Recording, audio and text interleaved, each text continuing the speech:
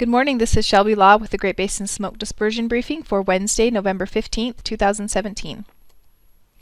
The last few weeks have been quite dry across Nevada and Utah. It's been a very dry fall in general across the southern half of the Great Basin, while there has been some precipitation come to the higher elevations mainly of Idaho and western Wyoming.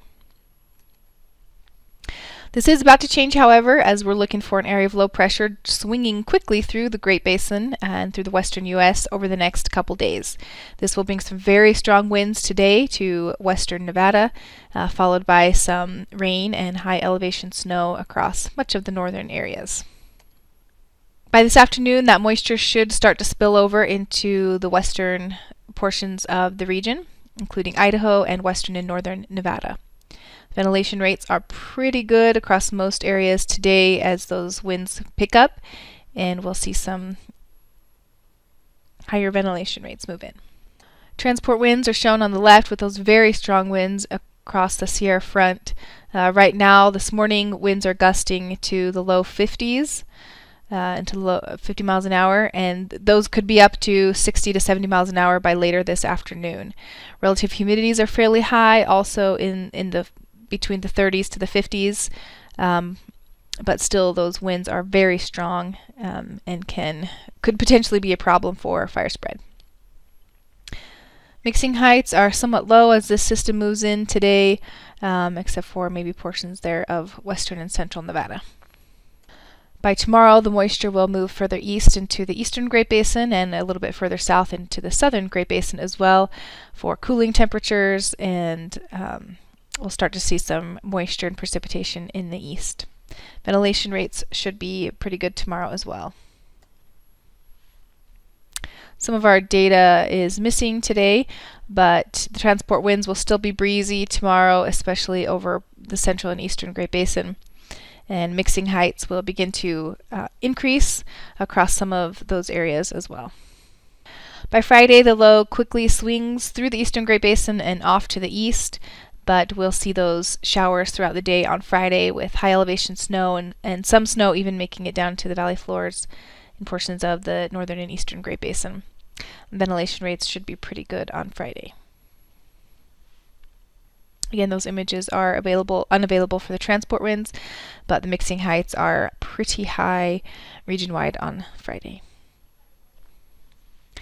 The clearing index forecast is moderate in some sense today across Utah, but increasing over the next few days as that low pressure system moves through.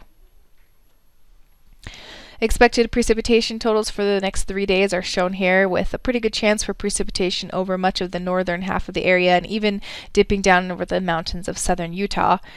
Really just southern Nevada and the Arizona Strip stay dry for this one.